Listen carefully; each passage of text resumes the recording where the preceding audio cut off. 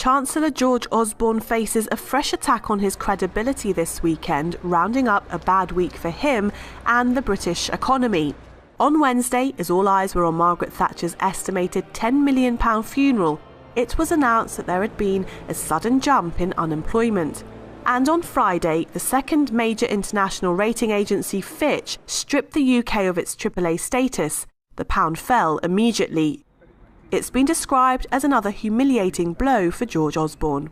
Well, I do think it is a humiliating blow because he could have maybe prevented this downgrade. If you're the government and you're a AAA government and you like to brag that you've kept that status and then suddenly two of the agencies have now downgraded you to AA+, then you're not particularly happy.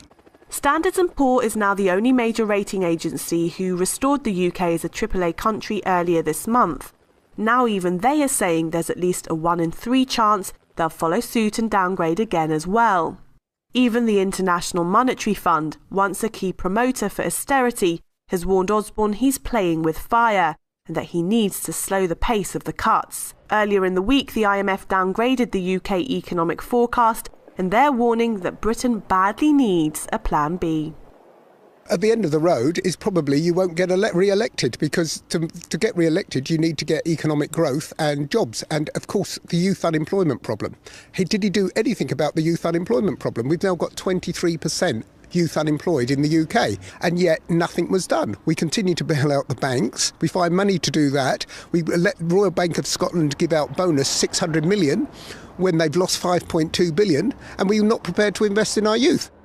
If Osborne had that Friday feeling thankful that a bad week at work was behind him, he would have woken up with the blues, because there was even more criticism on Saturday. The influential Treasury Select Committee published a damning report on his flagship housing policy. It seems Osborne simply isn't getting anything right. If I was to mark him out of 10, I'd probably give him a mark of 1 or 2 out of 10. He's trying to cut the fiscal deficit, he's trying, so the intent is there, but he's failing because he's not getting the economic growth.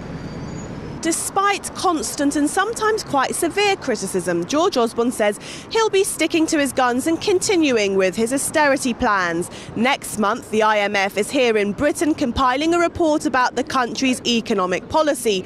Osborne says he'll listen to their advice as long as he agrees with it, and that's what critics are concerned about. They say if George Osborne is not going to listen to anyone except those who agree with what he's doing, he may be walking the whole of Britain right over the fiscal cliff.